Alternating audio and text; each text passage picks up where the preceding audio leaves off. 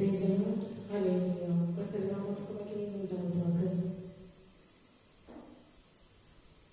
மாதம் 11ஆம் தேதி ஞாயிற்றுக்கிழமை இந்த நாளில் நம்மை அனைவரையும் கர்த்தர் ஆசீர்வதிக்க நமக்கு முன்பே அவர் ஆலயத்தில் கூடாரத்தில் காத்துக் கொண்டிருக்கின்றார். நாம் அனைவரும் ஆண்டவரை உள்ளத்தின் ஆழத்திலிருந்து அவரை நாம் மகிழ்ச்சியோடு துதித்து பாடுவோமாக.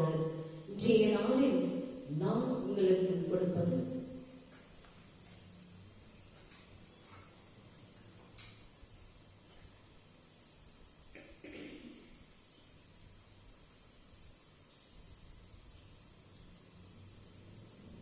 எபேசியர் 5ஆம் அதிகாரம் 15ஆம் வசனத்தில் வாசிப்பதை கேட்போம். நீங்கள் ஞானமற்றவர்களைப் போல நடவாமல் ஞானம் உள்ளவர்களைப் போல கவனமாய் நடந்து கொள்ளுங்கள்.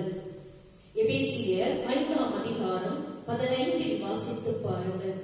நீங்கள் ஞானமற்றவர்களைப் போல நடக்காமல் ஞானமுள்ளவர்களைப் போல கவனமாய் நடந்து கொள்ளுங்கள். ஏதோ ஒரு தூண்டுதலால் அல்ல, சரியான ஒரு நோக்கத்துடன் நாம் வாழ வேண்டும். கவனக்குறைவான வாழ்க்கை சமரசத்தையும் குழப்பத்தையும் உருவாக்குகிறது. ஞானமான வாழ்க்கை தினமும் தேவனுடைய வழிகாட்டுதலை நாடுபடி செய்கிறது. ஞானம் என்பது ஒரு தெரிந்தெடுப்பு, அது ஒரு உணர்ச்சி அல்ல. பிரபலமான ஒரு கருத்தை பின்பற்றுவதன் மூலம் அல்ல, தேவனுடைய வார்த்தையுடன் நமது நடைகளை இணைப்பதன் மூலம் நாம் ஞானத்தை பெறுகிறோம். நாம் அனைவரும் நேரத்தில் ஜெபிப்போம். அன்புள்ள பரலோக பிதாவே, இன்று முதல் நாள் ஞானத்தில் நடக்க எனக்கு உதவி செய்யும். நான் எடுத்து வைக்கும் ஒவ்வொரு அடியிலும் மிகுந்த கவனமாக இருக்க எனக்கு கற்றுத்தாரும். இயேசுவின் நாமத்தில் ஆமென். நாம் அனைவரும் துதித்து அவரை இந்த நேரத்தில் பாடுவோமாக.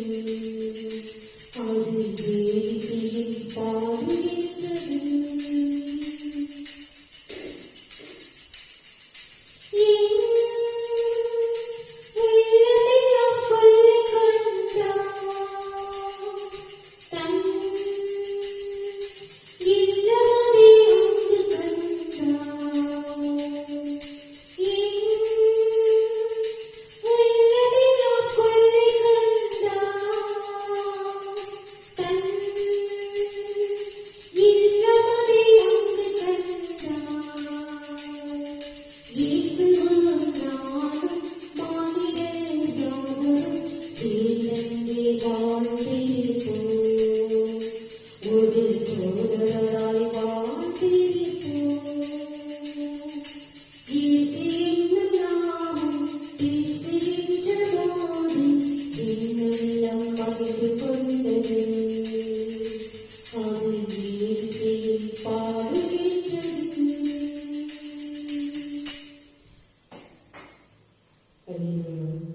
இப்பொழுது நாம் அனைவரும் ஆண்டவருடைய வார்த்தையில் கடந்து செல்வோம்.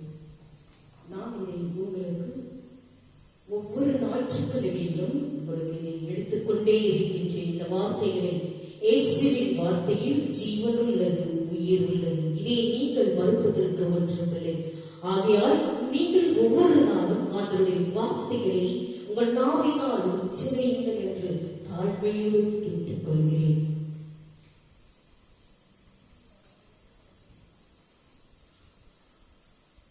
இன்றைய நாளில் நாங்கள் உங்களுக்கு கொடுப்பது அப்போஸ்தலரான பவுலடியார் எழுதிய நற்செய்தியிலிருந்து வாசிப்போம்.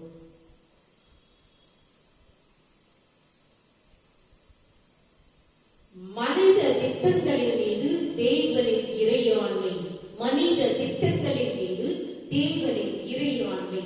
அப்பொழுது காவல் பண்ணப்பட்டவர்களில் ஒருவனும் நீந்தி ஓடி போகாதபடிக்கு அவர்களை கொன்று போட வேண்டும் என்று போர் சேவகர் யோசனையாய் இருந்தார்களாம்.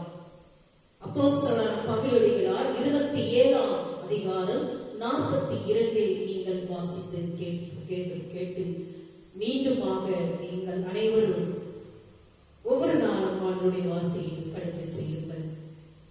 தங்கள் திறமைகளில் சிறந்தவைகளை பயன்படுத்தினாலும் மாலுமிகளால் கப்பலை கட்டுப்படுத்த முடியாத அளவுக்கு காற்று வீசி கடல் அலைகளினால் கப்பல் உடைந்து போனதாம். காவலில் வைக்கப்பட்டிருந்தவர்களுக்கு புதிய பிரச்சனையும் கலக்கமும் ஆபத்தும் உண்டாயிற்றாம். போர் சேவகர்கள் கலக்கம் அடைந்தனர். காவலில் வைக்கப்பட்ட கைதிகள் தப்பித்து நீந்தி ஓடி போய் விடுவார்களா என்று போர் சேவகர்கள் பயப்பட்டனார்களாம்.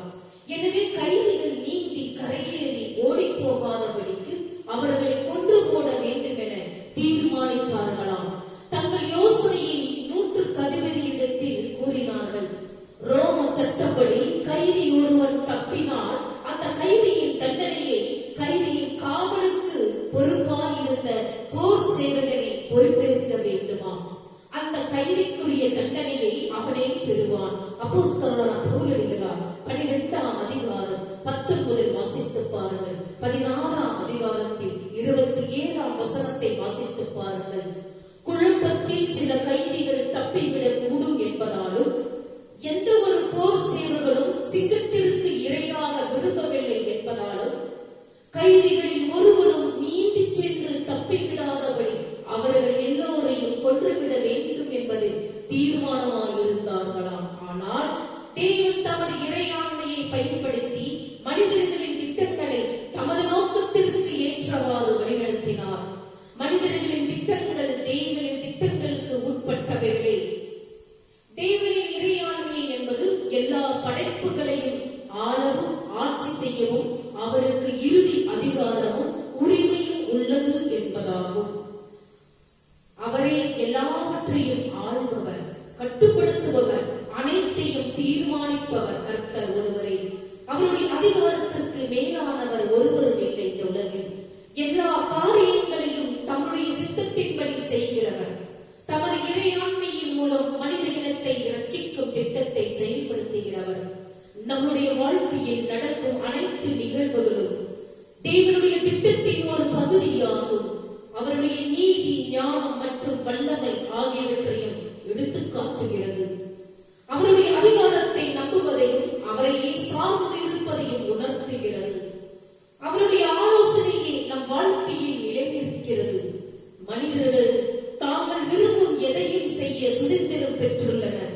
அதே நேரத்தில் அவர்களின் ஆசைகள், இயல்புகள், சூழ்நிலைகள், திட்டங்கள் எல்லாம் இறுதியில் தேவனால் தீர்மானிக்கப்படுகின்றன. இதை நீங்கள் மறுப்பதற்கு ஒன்றுமில்லை.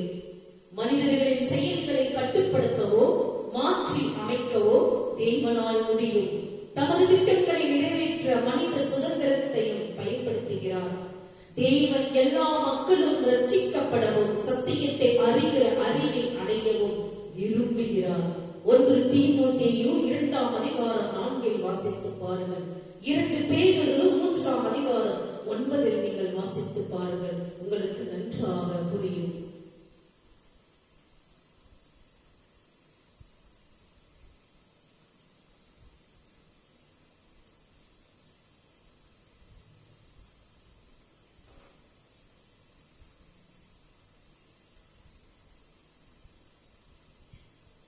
லூக்காவின் நற்செய்தியில் ஒரு வசனத்தை கொடுக்கிறேன்.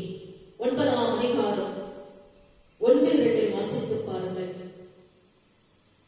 சகல பிசாசுகளையும் துரத்தவும் வியாதி உள்ளவர்களை குணமாக்கவும் அவர்களுக்கு வல்லமையும் அதிகாரமும் கொடுத்து தேவனுடைய ராஜ்யத்தை குறித்து பிரசங்கிக்கவும் பிணியாளர்களை சொஸ்தமாக்கவும் அவர்களை அனுப்பினார். கர்த்தர் நோய்களை குணமாக்கிற அதிகாரத்தையும் வல்லமையையும் உங்களுக்கு கொடுத்திருக்கிறார். வியாதிஸ்தர் மேல் கைகளை வைப்பார்கள், அப்பொழுது அவர்கள் சொஸ்தமாக்குவார்கள். மார்க் நற்செய்தி 16ஆம் அதிகாரம் 18இல் வாசித்து பாருங்கள். கிறிஸ்து இப்படியாக கர்த்தர் சொல்கிறார். முதலாவதாக கர்த்தர் உங்கள் சரீரத்தை குணமாக்குகிறார். இரண்டாவதாக கர்த்தர் உங்களுடைய ஆத்துமாவை குணமாக்குகிறார், நித்திய ஜீவனை தருகிறார். மூன்றாவதாக இறுதியும் நொறுங்குண்டவர்களை குணமாக்குகிறார், அவருடைய காரியங்களை கட்டுகிறார். சங்கீதம் 147ஆம் அதிகாரம் 3இல் வாசித்து பாருங்கள். மனமுடைந்தவர்களையும் நொறுங்கின ஆவியால் சோர்ந்து போனவர்களையும் கர்த்தரால் மட்டுமே குணமாக்க முடியும்.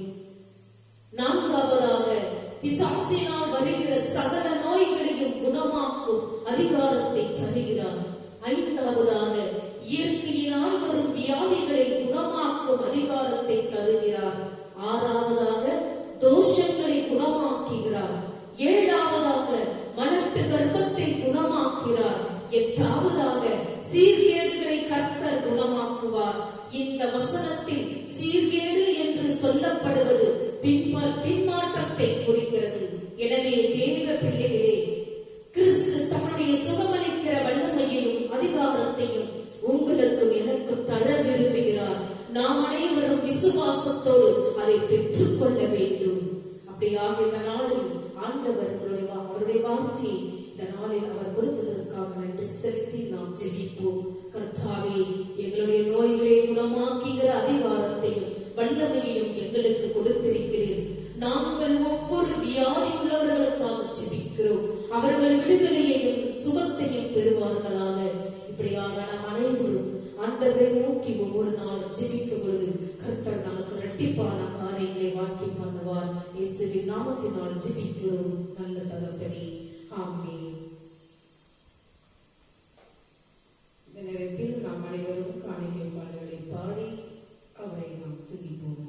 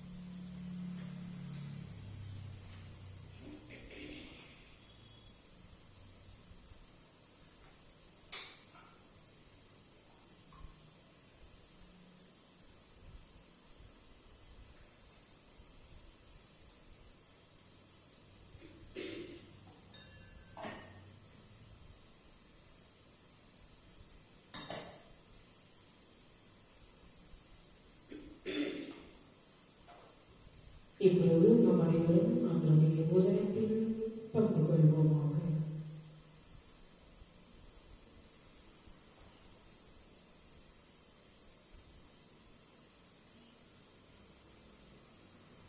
வாழன தந்தையே, நீ யாகவே தூயவர், புனிதற்கெல்லாம் ஒன்று.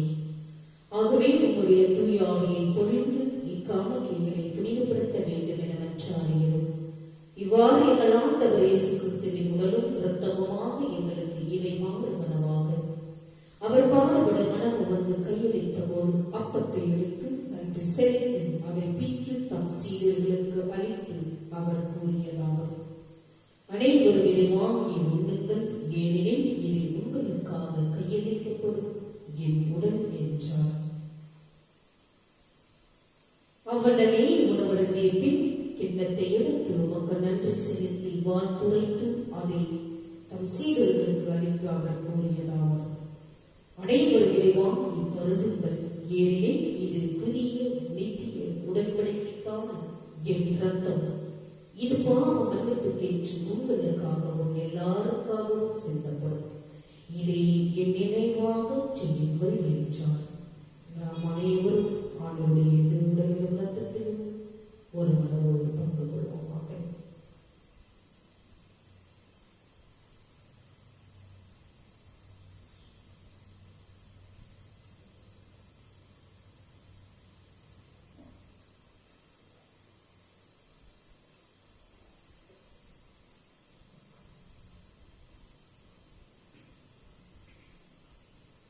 நன்றியோடு இவரை நாம் துதித்து நன்றி பாடுவோமாக.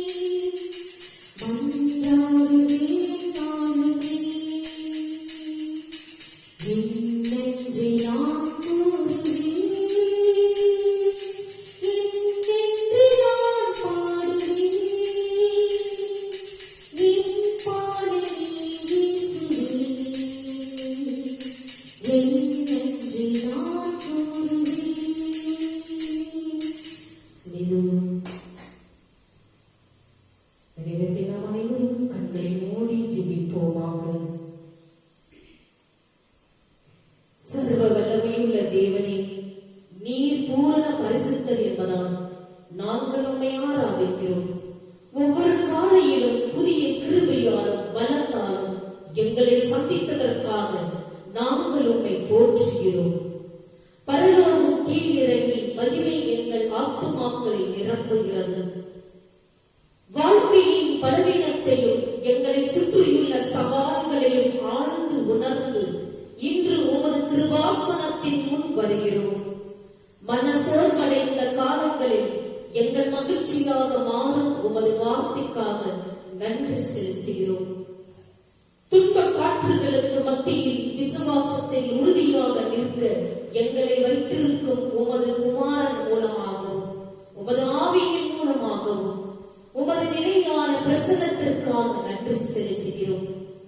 பிதாவாகிய தேவனே, அப்போஸ்தலரான பவுலடிகளார் எதிர்கொண்ட கொந்தளிப்பான பயணத்தின் போது குறிப்பாக காவல் பண்ணப்பட்டவர்கள் யாரும் நீந்தி தப்பித்து சென்றுவிடக் கூடாது என்று வீரர்கள் திட்டம் செய்த போது பவுலின் அனுபவங்களை பற்றி சிந்திக்கும் போது நாங்கள் தாழ்மையுடன் உம்மை தேடுகிறோம்.